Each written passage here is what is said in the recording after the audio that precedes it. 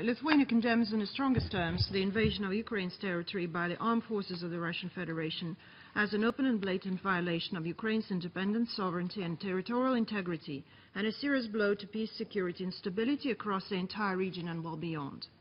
For months we have watched countless violations of Ukraine's unity and territorial integrity.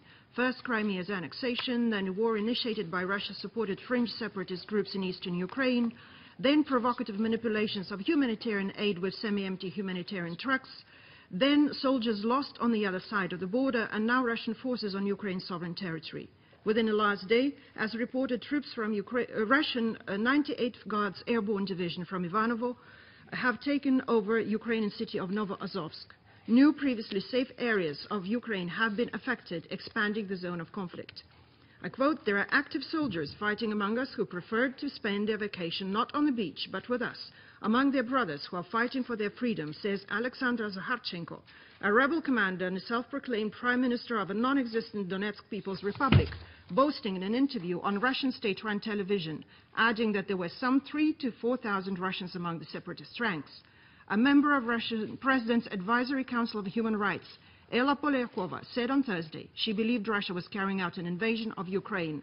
I quote, "When masses of people under commanders' orders on tanks, APCs and with use of heavy weapons are in the territory of another country, cross the border, I consider this an invasion," end of quote. Mr. President, this conflict has already claimed too many lives. Even moderate estimates show that there are over 2,000 killed since April. OCHA speaks about over 200,000 IDPs and around 3.9 million people affected by the conflict as of 15 of August.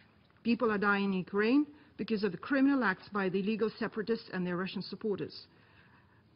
Soldiers, citizens of Russia, are also now losing their lives in this criminal war against the state of Ukraine. As reported by various sources, the mothers of Russian soldiers are seeking answers regarding their children, at least 400 dead. Journalists who are trying to investigate and report on soldiers' graves in Pskov have been threatened and harassed. How many more lives need to be lost and maimed for Russia to realize its folly of aggression against Ukraine? Ukraine does not need more Russian humanitarian, so-called humanitarian convoys. Ukraine does not need more Russian tanks, troops, or rearmament of separatist bands. What Ukraine needs is a most urgent return by Russia to the internationally accepted norms of behavior, compliance with international law, and respect for the UN Charter, for which Russia, as a permanent member of this Council, bears a special responsibility. Lithuania calls in the strongest of terms on Russia to come back to its senses and to comply with the principles and purposes of the UN Charter, to immediately withdraw its military forces, weaponry and equipment from the sovereign territory of Ukraine, to secure its borders, cease shelling of Ukraine from the Russian territory, and to urgently end all support to the illegal armed separatist groups in the east of Ukraine.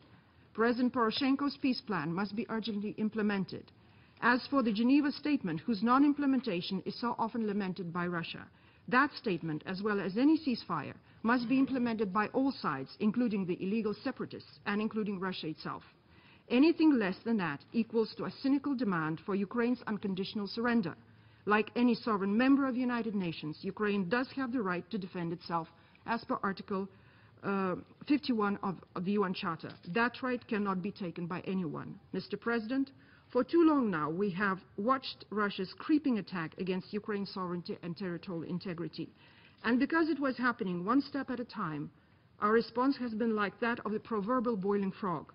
Once international laws get so brazenly broken as they are vis-à-vis Ukraine, it would be naive to think that such disregard for international norms of behavior will stop at that and will not creep even further. Are we really ready to take such risks? I thank you, Mr. President.